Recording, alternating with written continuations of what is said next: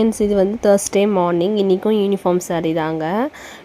நாங்கள்லாம் படிக்கும் போதெல்லாம் மாதுளம் ஜூஸு, ஆரஞ்ச் ஜூஸ்லாம் நாங்கள் வெளியே தான் சாப்பிடுவோம். என்ன வீட்டில் ஜூஸ் போடுறது எப்படின்னே தெரியாது. எங்கள் அம்மா ஜூஸ் போட சொன்னால் என்ன பண்ணுவாங்கன்னா, அப்படியே மிக்சியில் மொத்தமாக அரைச்சிட்டு ஃபில்ட்ரு பண்ண மாட்டாங்க. ஏன்னா இப்போ நம்ம வச்சுருக்கோம் இல்லைங்களா அந்த ஃபில்ட்ரு, ஸ்டீல் ஃபில்ட்ரு, அப்போல்லாம் அது இருக்காது. நம்ம காஃபி ஃபில்ட்ரு மட்டும் தான் வச்சுருப்போம். அதே நாங்கள் வந்து அப்படியே கொடுப்பாங்க. என்னம்மா அந்த டேஸ்ட்டே இல்லையே, என்ன இப்படி இருக்குன்ற மாதிரி சொல்லுவோம். இப்போ நம்ம வந்து எல்லாம் யூடியூப் பார்த்து இப்படி சமைக்கலாம், அப்படி சமைக்கலாம், இப்படி ஜூஸ் போடலாம், அப்படி ஜூஸ் போடலாம், இது கரெக்டாக வாங்கினா கரெக்டாக இருக்குன்ட்டு நம்ம வெளியவே போகாத வீட்லேயே அந்த டேஸ்ட்டுக்கு சூப்பராக செஞ்சிடுறாங்க.